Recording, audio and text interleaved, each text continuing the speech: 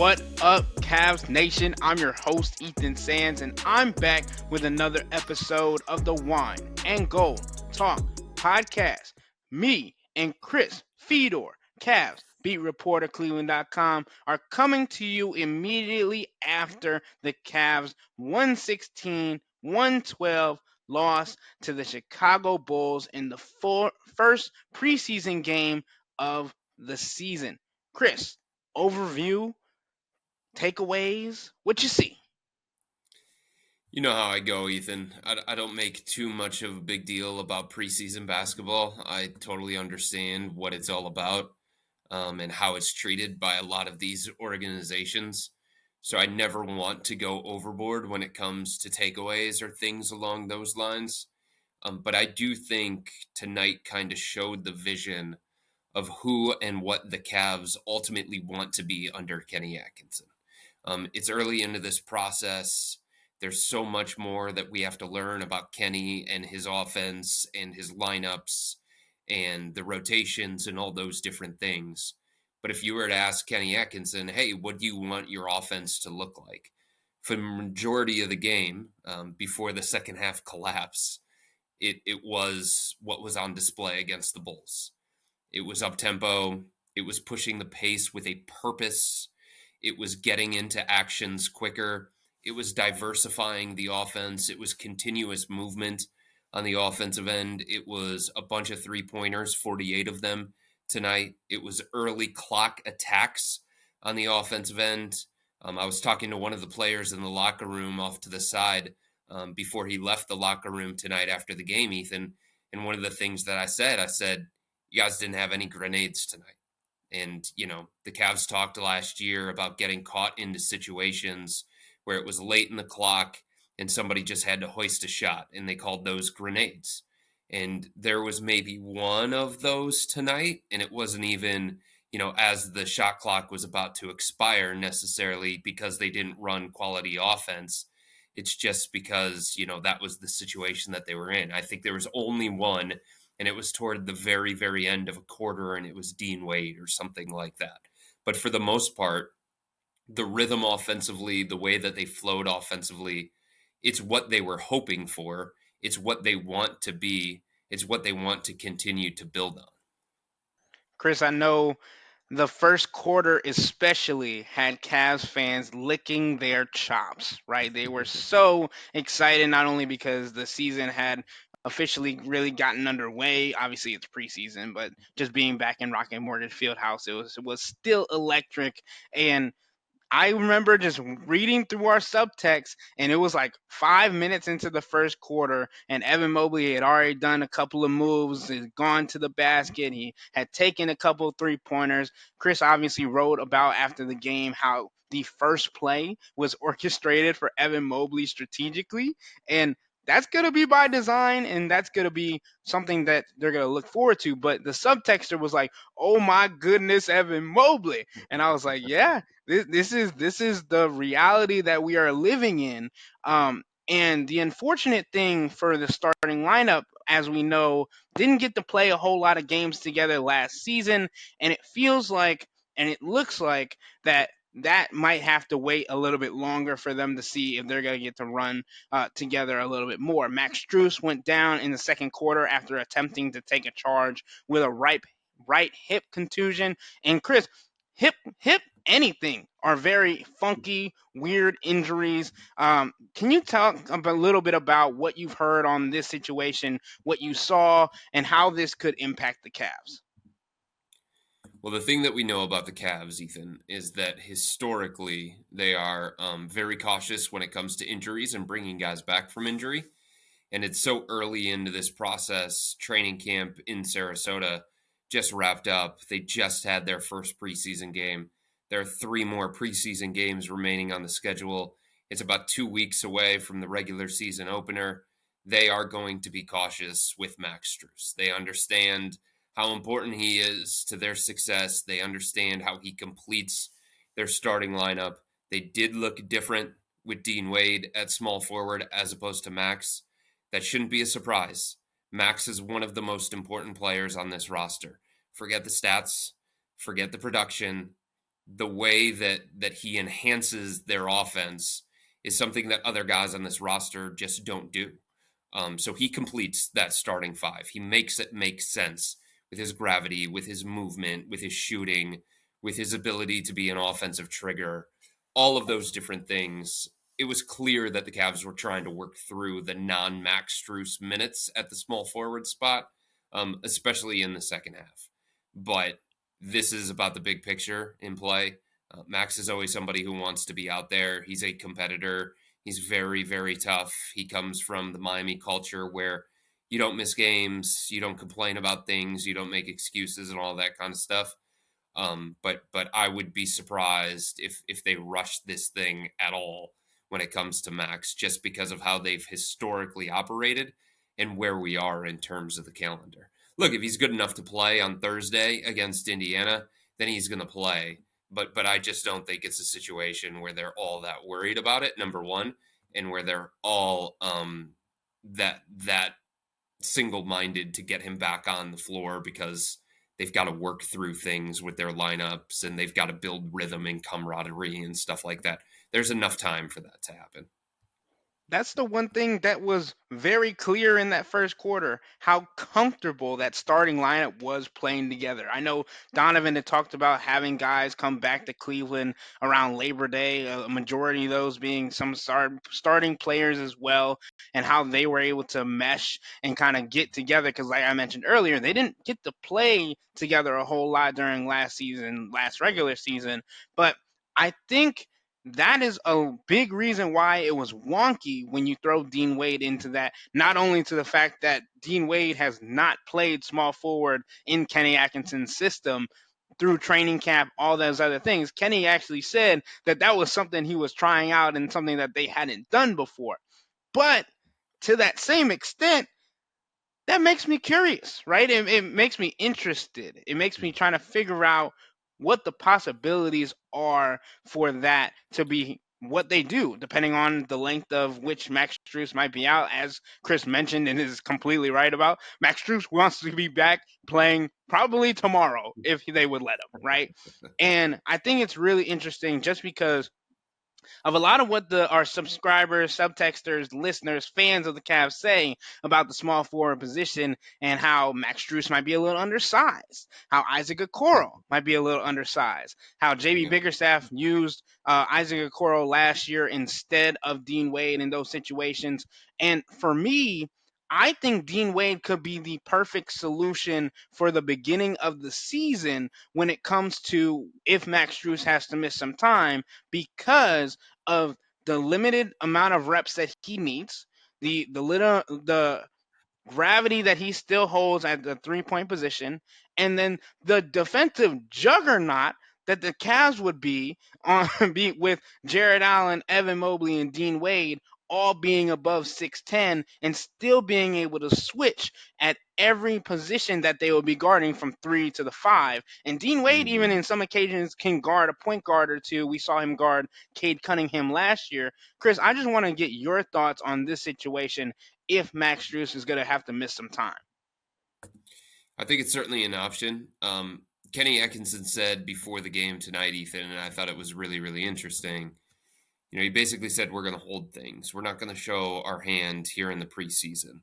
So I definitely know that there are things that they have worked on behind the scenes when it comes to specific lineups that Kenny may or may not unveil in the preseason because he wants to wait to the regular season. And one of those is what the Cavs are going to term a spread lineup.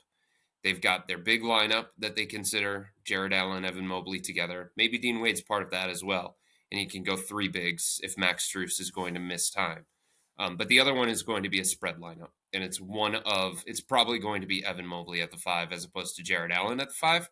And it's the one that the Cavs really think is going to open up the floor, create more space. I bet Donovan Mitchell is going to be a part of that lineup as well, so that he has more space to attack downhill when the defenders are pulled out to the perimeter. And the Cavs internally, Ethan, are very, very excited about the possibility of that spread lineup. I do think Dean Wade's a part of that. So that makes it a little bit difficult when it comes to the combinations and the rotations and when you're going to get these guys on the floor, I do think the Cavs really like the idea of Dean Wade next to Evan Mobley. I do think the Cavs like the idea potentially of George Niang next to Evan Mobley, especially on the offensive end of the floor, because he can space, he can knock down threes, he can be a threat out there on the perimeter. But that was a look that, if you notice, the Cavs did not use tonight in the first preseason game against Chicago. All of the minutes that Evan Mobley and Jared Allen played were together. All of the minutes that Donovan Mitchell and Darius Garland played were together. Um, and eventually, I don't know if it's going to be in the preseason. It may just be opening night against Toronto. But the Cavs are going to unveil this spread lineup that players are very, very excited about because they have seen behind the scenes in practices and scrimmages what the spacing looks like and what it can look like and what a spread court means for some of their most important attack the rim guys. Yeah, it was a little interesting today to see Kenny Atkinson running out those hockey substitutions, everybody in, everybody out. But I think it's really interesting when you talk about the leader of this group, right? It's always going to be Donovan Mitchell. It's going to be his show, his team, all of those things. But this is what makes Donovan Mitchell one of the better leaders and one of the better stars around the NBA to me. His unselfishness, his humbleness, his Mm. ability to know when his teammates need to get going and being willing and even happy to make those things happen, right? The understanding is Evan Mobley needs to take a jump this season. Evan Mobley needs to have the ball in his hand this season. Multiple times during today's game against the Bulls, Donovan Mitchell was showing off his flashy passing, getting the ball into Evan Mobley, driving and kicking, all these other things, and doing it either with a slight grin or in a very big smile on his face, knowing that he was able to get the ball to Evan Mobley, showcase what the big man has been working on, and Evan Mobley having the confidence to go and do it himself. Same thing with Darius Garland, right? We talk about Darius needing to shoot the ball more and need to get his uptick of 3 pointers and attempts, something that he mentioned in his press conference saying he could have got a couple more up there. Obviously, he says he's got enough rounds in his gun to get up to 8 or 9 per game. But the other thing is, like, when you look at the numbers, you look at the stats, and Donovan Mitchell averaged 19.7 field goal attempts per game. Sure, it's preseason. Call me crazy for looking at stats in the first game of the preseason. I know Yeah. Chris is, but he took Mm. he took just 8 shots today and just three pointers. He averaged, I believe it was almost 10 a game last year. And that's just him getting the ball. He had 4 assists in the first half. Darius Garland also 5 assists in the first half. To me, when we talk about the transition offense, Chris, the importance wasn't because we talked about how important it was when JB Bickerstaff was trying it, move the ball, and get the ball up the court. The difference to me was when JB Bickerstaff was saying that, he was saying, Darius, get the ball up the floor with your feet, with your dribble, Mm. whatever. In Kenny Atkinson's offense, it's get the ball out of your hands, get it up the floor, and let somebody else create because you have so many different playmakers on this team. So I think, in simple terms, Ethan, this season for the Cavs is all about Darius Garland and Evan Mobley. And they hold the keys to where the Cavs are ultimately going to go.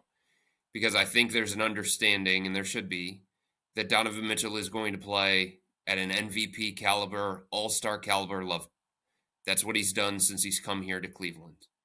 The Cavs have an idea nightly what they're going to get from Donovan Mitchell. They're going to get leadership, they're going to get scoring, they're going to get playmaking. They're going to get all of the things that make him a superstar and one of the 15 best players in the entire NBA. Caris Levert, I think he's going to give the Cavs similar to what he gave them last year, where at times he was in the conversation for sixth man of the year, and at times fans wanted to rip their hair out when he was doing some things that Caris tends to do that can hijack an offense and can frustrate people, and some may say he gets a little bit out of control. Those things are going to happen. That's who Caris is. Caris, the player, is not going to change significantly from the guy that he's been since being here in Cleveland. Maybe he's going to shoot a little bit better from 2-point range. Maybe he's going to finish a little bit better at the rim, but he is who he is at this stage of his career. And I don't think there's anybody else, like, either coming off the bench or that the Cavs would put into a starting lineup if injuries happened or whatever, that is going to blossom significantly. You know what I mean? Just because they're in this new offense, this new system. Sam Merrill is who he is. He's a specialist. He's a knockdown 3-point shooter. He's a spacer. He brings gravity and all that kind of stuff. Like, Max Strus is an impactful guy, but I don't think you're going to get much more production from Max than what he gave the Cavs in his first year. Maybe he's going to shoot it a little bit better than what he did if he gets more quality looks this year. But the bottom line is, like, a lot of these guys on the roster, either their role is established or they are who they are, right? The evolution for this organization comes from, does Darius Garland get back to his all-star level that he was at a couple of years ago? And does Evan Mobley take that leap? If those two things happen, then it's a different kind of conversation about the Cavs. Donovan Mitchell knows those things, right? Donovan is, in a way, trying to empower Darius. In a way, he's trying to empower Evan Mobley. It was by design that Evan Mobley got as many touches as he did tonight in preseason game number, coming off this summer where so much of the conversation was about Evan. Evan's different. Evan's usage. Evan's touches. Evan's shot attempts, and all those different things. Donovan understands the importance of Evan Mobley to this organization taking the next step. He understands what it would mean for this organization, for Darius Garland to get back to his all-star level. And Donovan's the kind of guy who, he can pick and choose his spots. He can find ways to get his teammates involved. He can find ways to impact the game in a variety of different ways.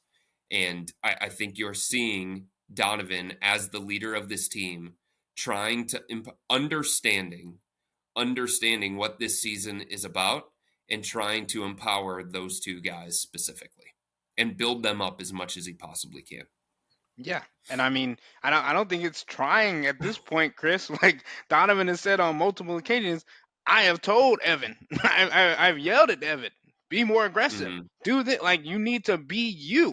And I think today was just a glimpse, especially in that first half, to what Evan Mobley is going to be capable of. It reminded me to another extent of the Boston Celtics series, but I asked Evan afterwards. I was like, "Was this just a matchup thing? Because you have more agility, more mobility, whatever against Vucevic." And he was like, "Nah, Mm-hmm. this is just something I plan on doing every night," which is what Mm-hmm. you want him to say. And obviously, we can't leave out the last member of the core four, who is still very much important to this team and to the development of this group, Jared Allen. What I liked the most from what I saw from Jarrett tonight was also his ability to handle the rock a little bit, right? Mm-hmm. We saw Jarrett at the top of the key having Evan Mobley setting screens for him and then setting, giving a pass off. And even one of my favorite plays from tonight was a double screen that led to a Darius Garland dime through the middle of the defense to Evan Mobley for an easy bucket at the rim. And that was set up by Jared Allen starting with the ball in his hands at the top of the key. Kenny Atkinson had Mm-hmm. talked a lot about Evan Mobley being at the top of the key, starting the offense, and all those things. But more so today, Evan Mobley was seen bringing the ball up the floor after getting a Mm-hmm. rebound and initiating offense that way. Chris, I just don't want to leave out Jarrett from this conversation because of how impactful he is and how much he means to this team. One, but two, also what he did for this team last year and how that's going Yeah. to have to continue into this next season. Yeah, but my point is, I just don't know that there's a lot of room for him to get significantly better. He had a career year last year, career high in points, right around career high in rebounds, right around career high in offensive rebounds. He was in the conversation for all defense. I know that I was putting him in the conversation, and I know that other people around the NBA had him in that same conversation.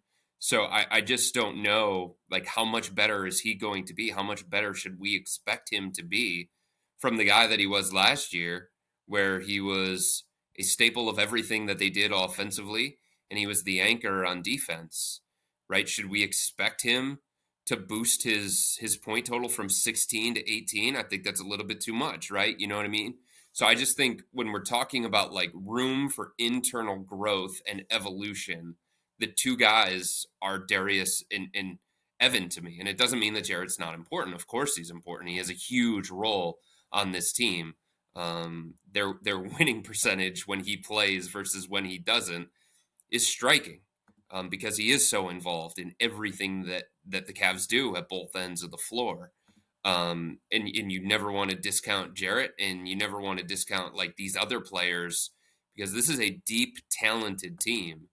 But the bottom line is like the room for growth and evolution comes primarily with Darius Garland and Evan Mobley. And I know that's a lot to put on Evan. And I know that's a lot to put on Darius. But when you make that kind of money, when you're viewed that kind of way, that's what comes with it.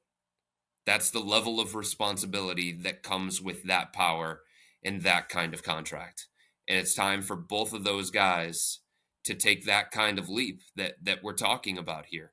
Because no longer can they say, hey, like, not being used properly, offensive system is flawed, doesn't really fit my skill set, doesn't put me in the best positions to be maximized and all those things. Because it seems like, based on everything that we continued here and based on what we did see tonight, albeit just one preseason game, but the glimpse that we saw tonight, like a lot of this stuff that they're doing on the offensive end of the floor, this system is designed to help bring out the best in Darius, and it's designed to help bring out the best in Evan Mobley as well.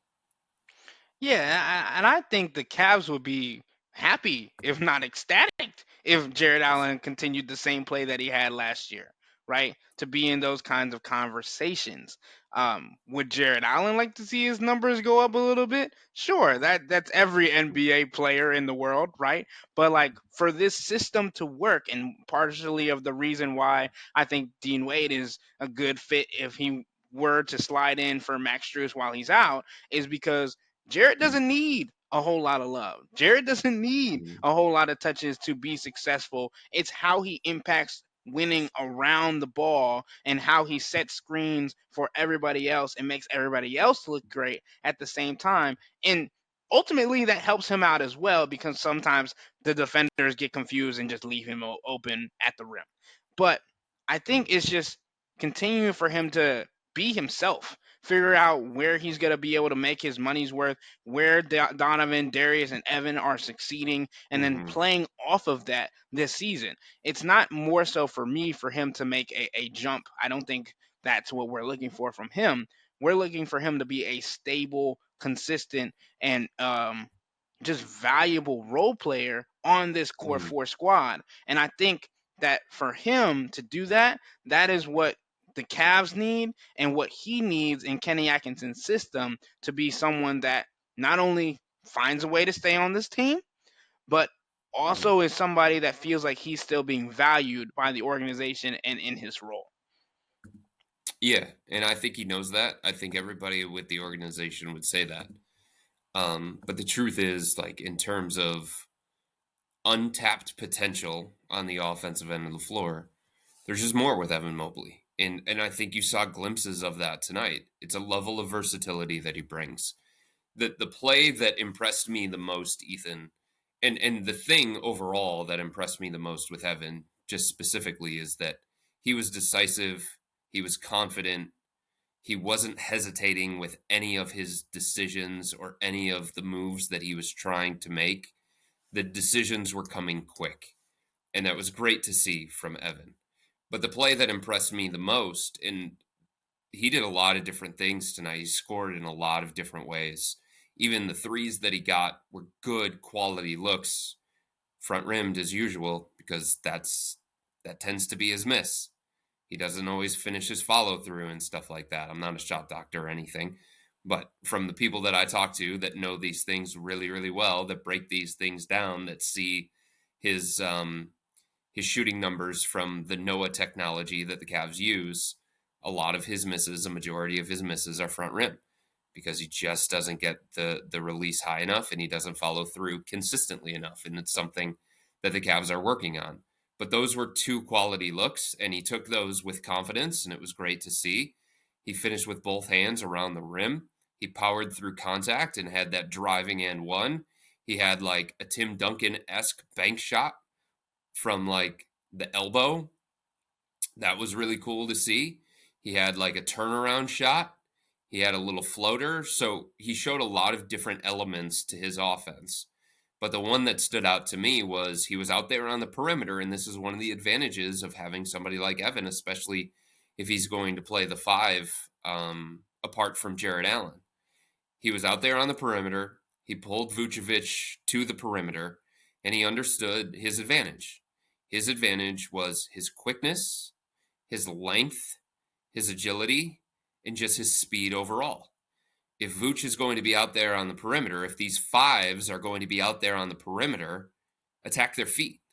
You're quicker than them. You're faster than them. You're more athletic than them. And he pulled Vooch out to the perimeter. He was in the corner, and he drove left-handed, extended to the rim, and threw it down with one hand. But that was an example of where, like, playing Evan at the five can be really, really advantageous for this organization. Yeah, and I mean, I remember that play very well because it kept getting shown on the mega board or whatever they call it. I Humongotron. Mongotron, there you go. But I feel like the other thing with that, and this is where I'm gonna end the podcast, is that this is the first time I think we've seen Evan allowed to be on the perimeter and just standing in a corner when Jared Allen is in the dunker spot rather than being right next to him on in the in the dunker spot. So it's like you're Mm-hmm. spreading the offense. You're not playing five out because Jared Allen's not going to be on the perimeter. Maybe if he's coming down in transition and ends up in the corner, that might be where he ends up. But I feel like this is the offense that is going to allow them to untap all the potential that they have been wanting. Something that you mentioned Mm-hmm. earlier, you said they can't make that excuse anymore that this isn't the offense that they needed, this isn't all those different things. And I think that's exactly right because just in the little glimpse, just in the one game that we saw, in if there is more that we haven't gotten to see, I'm already impressed because it feels Mm-hmm. like this team is growing substantially and it feels like there's a lot of room to grow when it comes to the offensive side of the ball even when they aren't using everything that they have in their repertoire. But Mm-hmm. Yeah, and then alrighty. you just start thinking to yourself, okay, what does this all look like when Donovan Mitchell plays 36 to 38 minutes? Right? What does this all look like when Darius Garland plays 32 to 36 minutes? You start looking at those kinds of things and you can get excited about the potential and the possibility of this team being what Kenny Atkinson ultimately wants it to be. 48 threes tonight. Kenny said that's about the number that they want. I don't know exactly what the pace numbers were, but it felt like they were playing faster, even if they didn't really get out on the fast break and things along those lines. And I just think the style that he wants to play, Ethan, well, look, we have questions about the spacing and the dynamic between Jared Allen and Evan Mobley, and I think those are going to continue to exist. But when you look at the majority of the personnel on this roster, the feeling is like it fits the kind of style that Kenny wants to play. And it's the kind of style that the players have wanted to play. And I think when you start playing up tempo and you make quicker decisions and you have continuous movement and everybody is touching the ball on a given possession and feeling like they're part of it and they can get into a rhythm and it's not over reliant on the pick and roll. Like all those things, it seems like it's going to make for a happier group. It seems like it's going to make for a more functional, consistent offense that doesn't bog down and start getting stagnant as much as what it had in the past. All right, Chris. I know fans are listening like, well, what about that three-pointer to end the game? Why aren't we talking about the bench players, the role players, yada, yada, yada? That will be a different podcast. We Another wanted to time. talk about the guys that are the core. We wanted to talk about the guys that are going to have the most impact on winning for this Cavs team going into the regular season. So, with that being said, that'll wrap up today's episode of the Wine and Gold Talk podcast. But remember to become a Cavs Insider and interact with Chris, me, and Jimmy by subscribing to Subtext. If you want to ask questions about things that happened during the game that we saw, we are going to be able to send you a text right back to your phone. But to do that, you have to sign up for a 14-day free trial or visit cleveland.com/Cavs and click on the blue bar at the top of the page. If you don't like it, that's fine.